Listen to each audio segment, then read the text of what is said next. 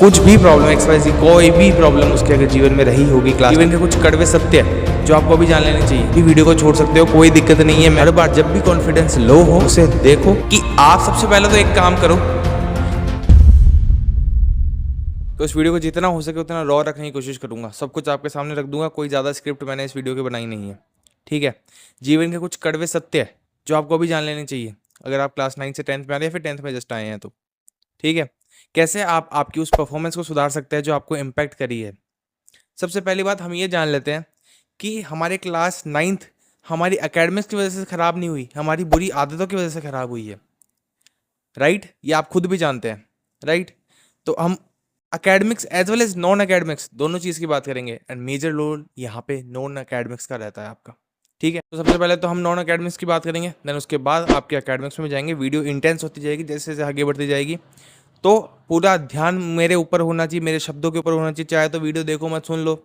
ठीक है, phone side में रख के ईयरफोन्स लगा के सुन लो, बट एक सेपरेट एक कमरे में जाके सुनो। एंड ये कोई मजाक नहीं है, पहली बात मैं कह देता हूँ। अगर आपको वीडियो पूरी नहीं देखनी है तो अभी वीडियो को छोड़ सकते हो, कोई दिक्कत नहीं है। मैंने कोई व्यूज़ के लिए भी वीडियो बना नहीं रहा हूँ मैं। राइट, जो भी एक जना भी अगर इस वीडियो को देख रहा है तो उसका फ़ायदा हो। अगर वो क्लास 10th में थोड़ा लो स्कोर कर रहा था या फिर कुछ कुछ भी प्रॉब्लम XYZ कोई भी प्रॉब्लम उसके अगर जीवन में रही होगी क्लास 9th में जिसकी वजह से वो नहीं अच्छा स्कोर कर पाया, तो वो ही इस वीडियो को देखें और पूरा देखें। अदरवाइज आप वीडियो यहीं छोड़ सकते हैं। सबसे पहले हम नॉन एकेडमिक्स की बात करते हैं कि आपको क्या सुधारने की ज़रूरत है। क्लास 9th से अगर आप 10th में जा रहे हैं तो किस चीज़ों पे ध्यान रखने की ज़रूरत है। सबसे पहली चीज़ है कि आप सबसे पहले तो एक काम करो, क्लास 10th में जितना भी गोल सोचा है, लाइक भैया मैंने सोचा है कि मैं 95% लाऊंगा, एक बड़ा सा पेपर लो, A4 साइज शीट, जो भी आपकी इच्छा है, कलरफुल में लिखो, चाहे एक दिन उसमें लगा दो, उसको पूरी डिज़ाइन करने में लगा दो एक दिन। ठीक है, पर क्या करो, अपने आंखों के सामने रखो, उसको चिपकाओ, लाने हैं मुझे ये। ठीक है, और हो सके तो उसके पास में है ना क्लास 9th का रिपोर्ट कार्ड भी चिपका लेना जिसमें बहुत कम नंबर आए थे। ठीक है, और अपने दिमाग में सेट कर लो कि हाँ यही गोल चाहिए मुझे, इससे कम नहीं चाहिए। 93.4 भी नहीं चाहिए, 94.9 भी नहीं चाहिए। 95 अगर लिखा है तो 95 चाहिए। 98 लिखा है तो इतनी मेहनत करूंगा कि 98 कहीं नहीं जाएंगे। बिलीव मी, इससे बेहतर चीज़ आप आपके जीवन में नहीं करोगे बाद में। सच बता रहा हूँ, बहुत ज़्यादा इंप्रूवमेंट यही चीज़ कर देगी। ओके, दूसरी चीज़, don't doubt your own thoughts. यानी मैं नहीं कर पाऊंगा, मैं कर लूंगा, क्या यार मुझसे तो नहीं हो पाएगा, यार वो तो क्या रोज पढ़ता है, दिन में मैं उतना पढ़ ही नहीं सकता, मुझसे नहीं हो पाएगा। क्यों नहीं पढ़ सकता? अगर तुम्हारे मम्मी पापा भी तुम्हें ये कह दे कि यार हम तो रोज काम पे नहीं जा पाएंगे, हमसे ये काम नहीं होगा, रोज रोज एक ही चीज करनी पड़ती है, तो हम तो नहीं कर पाएंगे, फिर तुम नहीं पढ़ सकते। तुम्हारे पास कोई चॉइस नहीं है, तुम्हें पढ़ना है तो तुम्हें पढ़ना पड़ेगा। क्लास 9th से क्लास 10th में इम्प्रूवमेंट चाहिए तो पढ़ाई ज़रूरी है। तुम्हारे थॉट्स तुम्हें चाहे कितना भी दबाएं कि तेरा नहीं होगा, तू तो बहुत कमज़ोर है, ऐसे कैसे कमज़ोर है। क्लास 9th अलग थी, 10th अलग है, सिलेबस दोनों का एकदम डिफरेंट है। जो डिफरेंस आपको चाहिए इंप्रूवमेंट के लिए वो आएगा आपकी मेंटेलिटी में। अगर ये शुद्ध है, स्वस्थ है, तो रिजल्ट बेकार आ ही नहीं सकता। तो अगर रिजल्ट शुद्ध करना है तो पहले इसे सही करो। ठीक है, हमारी तीसरी चीज़ पे हम चलते हैं, वो है चेंज योर एनवायरनमेंट। एनवायरनमेंट से समझ रहे हो आप मेरी बात? किन दोस्तों के साथ क्लास 9th में बाहर गप्पे लड़ाए जाते थे, क्लास के बाहर घूमा जाता था स्कूल के बाद, कि पढ़ाई को एकदम से इग्नोर कर दिया हमने। ये दोस्ती बहुत अच्छी लग रही होगी अभी, पर एक बात बताऊं, आपके उस दोस्त को आपकी परफॉर्मेंस की चिंता नहीं है, ना ही आपको उसकी। एक बार सोच के देखो, आपने कब उसकी परफॉर्मेंस की चिंता करी थी कि हाँ यार मेरे दोस्त के आने चाहिए यार नंबर, क्यों? क्योंकि मेरे भी तो नहीं आ रहे, इसलिए मैं उसकी चिंता क्यों करूं? आपकी चिंता सिर्फ आपके माँ बाप को है। ठीक है, दोस्ती यारी रिजल्ट के बाद भी कहीं नहीं जाने वाली है, पर रिजल्ट तो एक ही बार आएगा। एटलीस्ट 10th का तो इसको तो सही कर लो। कुछ गलत थोड़ी कह रहा हूं मैं, एक साल करके देख लो यार, दोस्ती कहीं नहीं जाने वाली। उस वो दोस्त खुद समझता है, या फिर तुम भी उसको समझाओ, यार देख इतने ही महीने हैं, 10 महीने मुश्किल से बचे हैं, लगा लेते जी जान, कर देते हैं अपने माँ बाप को खुश। इतना तो कर ही सकते हो, जिन्होंने अपना पूरा जीवन आपके लिए लगा दिया, अब उनके लिए यार थोड़ा तो इतना कर सकते हो। तुम खुद के लिए मत करो, मैं जानता हूँ खुद के लिए तुम करोगे भी नहीं, खुद के लिए सोचोगे अरे कोई बात नहीं, ऐसे कोई बात कैसे नहीं। और अगर खुद में वो जुनून आ गया तो तुम ये वीडियो देखने की ज़रूरत ही नहीं, बंद कर दो इसको अभी। ठीक है। चौथी चीज़, डोंट ओवर हाइप या फिर don't under hype your exam. यानी यानी ये मतलब है कि एग्जाम के बारे में ज़्यादा ये मत सोचो। अगर आपने इतनी चीज़ें, हाँ इंप्रूवमेंट आप कर रहे हो, आपको लग रहा है, तो एग्जाम का इतना स्ट्रेस मत लो कि एग्जाम ऐसी चीज़ है कि जिसके बिना अगर इसमें नंबर नहीं आए देन ऐसे कर लूँगा या वैसे कर लूँगा। Don't over hype exam. Exam तुमसे बड़ा नहीं है, ठीक है। तुम एग्जाम के लिए मेहनत डालते हो, उससे फर्क पड़ता है, ना कि तुम्हारा रिजल्ट क्या आता है उससे फर्क पड़ता है। और तुम मेहनत डालोगे ना तो रिजल्ट कहीं नहीं गया, मैं यहीं बैठा हूँ, इसी वीडियो के नीचे आके कमेंट कर देना अगर मैंने मेहनत भी करी और रिजल्ट नहीं आया, ठीक है। तो उसके ओवर हाइप मत करो कि हाँ यार एग्जाम ऐसा गया वैसा गया, नहीं, ज़्यादा स्ट्रेस लेके नहीं पढ़ना है, ठीक है। और डोंट अंडर हाइप भी, कि एकदम ही इसको एकदम ही फालतू समझे। 10वीं का बोर्ड है यार, कुछ तो मायने रखता होगा, कुछ तो कहीं ना कहीं लोगों को बताने के तो बहुत काम आएगा। जो एग्जाम के बाद रिलेटिव्स का फोन आएगा, हाँ कितने आए, तो बोलेंगे हाँ उतने आए, तुम्हारे वाले के कितने आए, ठीक है, मजा आएगा उस दिन। राइट, सही कह रहा हूँ मैं। तो प्लीज इसको ओवर हाइप भी मत करो, इसको अंडर हाइप भी मत करो। डेली अगर अपना आप काम करते रहेंगे तो आप कहीं नहीं गए। आप बिल्कुल, आपको कोई हिला भी नहीं सकता अगर आप डेली आपका अपना काम करते रहते हैं तो। राइट, डेली पढ़ो, और इसको ज़्यादा हवा मत बनाओ। डेली पढ़ने का ये मतलब नहीं पूरे दिन लगे रहो, ये तो मैं कह ही नहीं रहा। मैं तो ये कह रहा हूँ डेली पढ़ो बस। हो सकता है 3 घंटे पढ़ते हो डेली, 4 घंटे पढ़ते हो सकता है किसी दिन आप 1 घंटा ही पढ़ो, पर वो 1 घंटा भी पढ़ो, आदत नहीं छूटनी चाहिए, ठीक है, वरना ये ओवर हाइप बन जाएगा। ओके, स्ट्रेस बहुत ज़्यादा बढ़ जाता है। ओके, ये ध्यान रखो। एंड पांचवी चीज़, आपका बैकलॉग नहीं होना चाहिए। वो कैसे आएगा भैया? भैया डेली पढ़ेंगे तो आएगा। अगर किसी दिन बीच में स्किप भी हो रहा है तो भैया हम संडे को 2 घंटे निकाल लेंगे, ऐसे हम संडे को पढ़ ही नहीं देते। 2 घंटे तो निकाल सकते हैं, 1 घंटा सुबह 1 घंटा शाम, ये तो निकल सकते हैं भैया। इतने तो हम बिजी है नहीं हमारे जीवन में, राइट। तो ये तो कुछ बात हो गई आपके नॉन अकेडमिक्स की चीज़ों की, तो इनको प्लीज़ जीवन में उतारें, क्योंकि अंततः ये आप ही लोगों के काम आने वाली है। ना मेरे काम आएगी, ना आपके दोस्त के, ना उनके ना उन रिश्तेदारों के। हाँ, आपके माँ बाप के फीलिंग्स ज़रूर बहुत अच्छी हो जाएगी आपके प्रति, वो तो खैर अभी भी है, बट उसके बाद उनकी जो खुशी आपको देखने को मिलेगी, उससे बढ़िया चीज़ आप देखना कुछ भी नहीं है जीवन में, ठीक है। तो ये तो हो गई नॉन अकेडमिक्स की बात, प्लीज़ इनको अपने जीवन में उतारेंगे हम आज से ही, ठीक है। अब हम आते हैं भैया कुछ अकेडमिक्स की बातों पे कि सब्जेक्ट वाइज हमें बता दो। सब्जेक्ट वाइज मैं आपको एक चीज़ क्लियर कर देता हूँ, सब्जेक्ट से ज़्यादा ज़रूरी है आपको नॉन अकेडमिक्स या फिर खुद को इम्प्रूव करना, खुद के एनवायरनमेंट को ठीक करना। क्योंकि सब्जेक्ट तो आपको हर टीचर हर क्लास में बताता होगा कि हाँ ये कर लेना वो हो जाएगा, और हर टीचर सही कहता है सब्जेक्ट के बेस पे देखे तो। आपको ज़रूरत किसकी थी भैया? 9th में मैं बहुत ज़्यादा लेज़ी था, पढ़ाई नहीं करता था, तो मैं अब डेली अगर काम करूँगा और छोटे छोटे टास्क में डिवाइड करूँगा चीज़ों को, तो हाँ बहुत अच्छे से पढ़ाई कर पाऊँगा, ठीक है। ये तो आपको इम्प्रूवमेंट सिर्फ खुद के अंदर करनी है, सब्जेक्ट को कुछ नहीं बिगाड़ेगा। 9th क्लास पूरी अलग थी सब्जेक्टिव वाइज, और 10th एकदम अलग है, ठीक है। फिर भी मैं कुछ टिप्स आपको दे देता हूँ। तो एसएसटी की हम बात कर लेते हैं। कई लोगों को डर लगता है एसएसटी या एसएससी जो भी आप कहते हो, तो एसएसटी का सिर्फ एक ही रूल है, only one and one rule, that is read daily. SST में ये नहीं कह रहा आप तीनों हिस्ट्री सिविक्स ज्योग्राफी एक ही दिन में पढ़ें।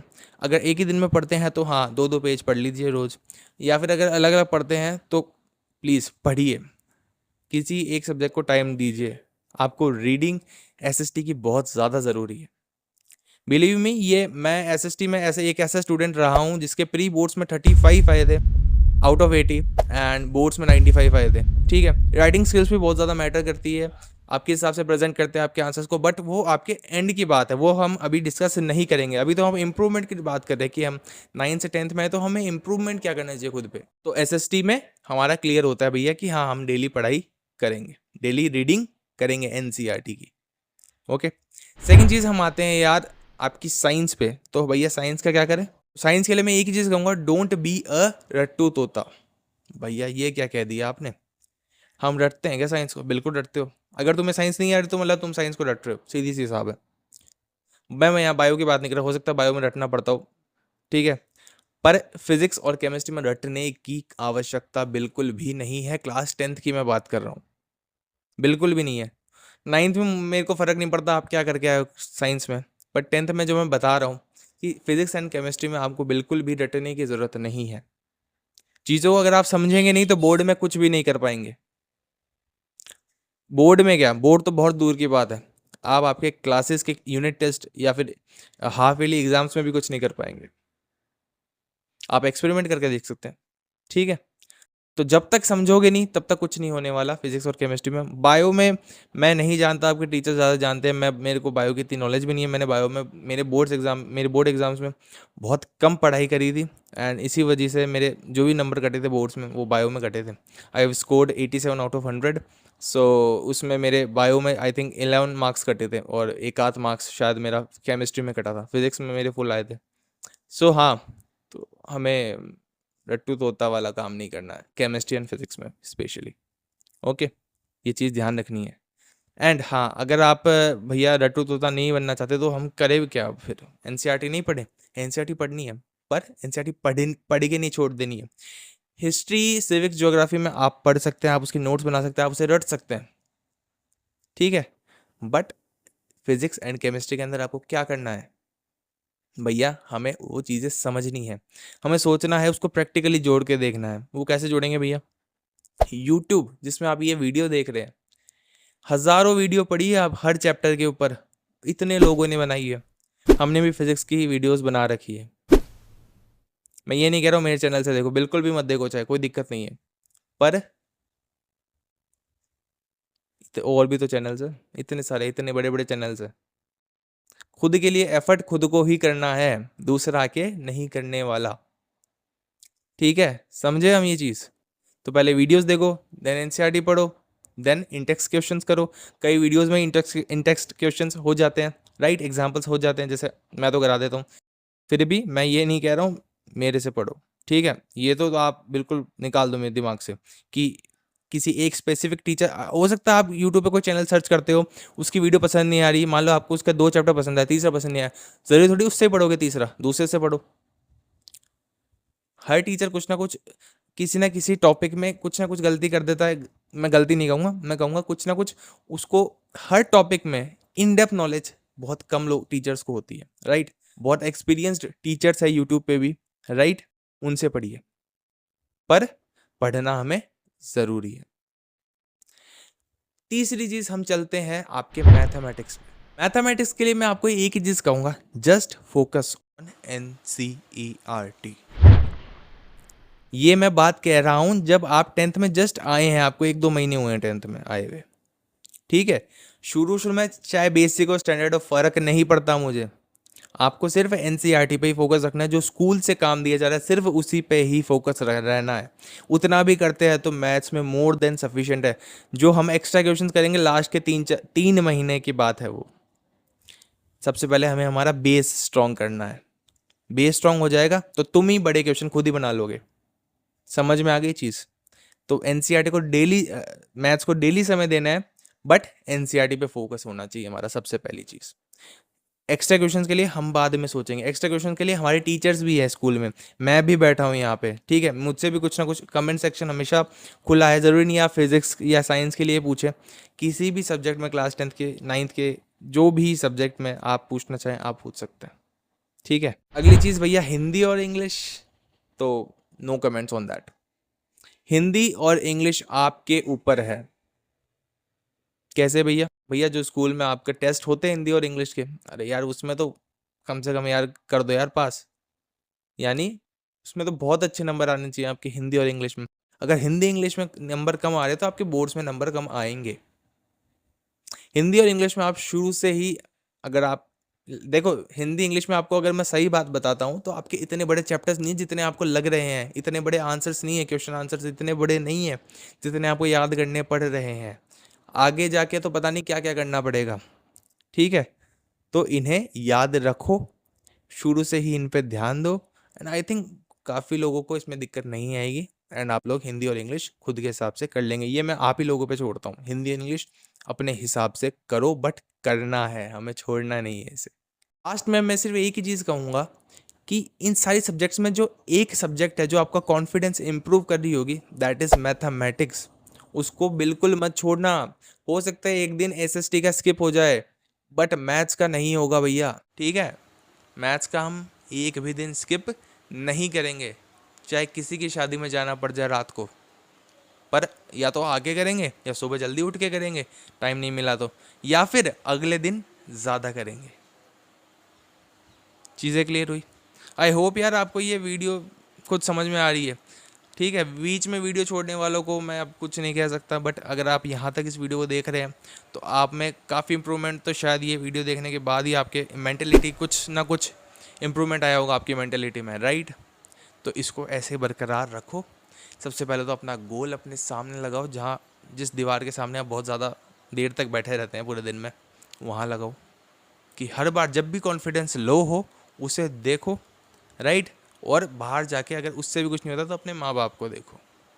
ठीक है, इम्प्रूवमेंट तभी होगा, इम्प्रूवमेंट खुद से होगा, ना कि subjective wise. Subjective wise is secondary, but self improvement is primary. Okay, मिलता हूँ आपसे कुछ अगली वीडियो में, तब तक के लिए पढ़ते रहो एंड इसको सही रखो। ठीक है, बाय।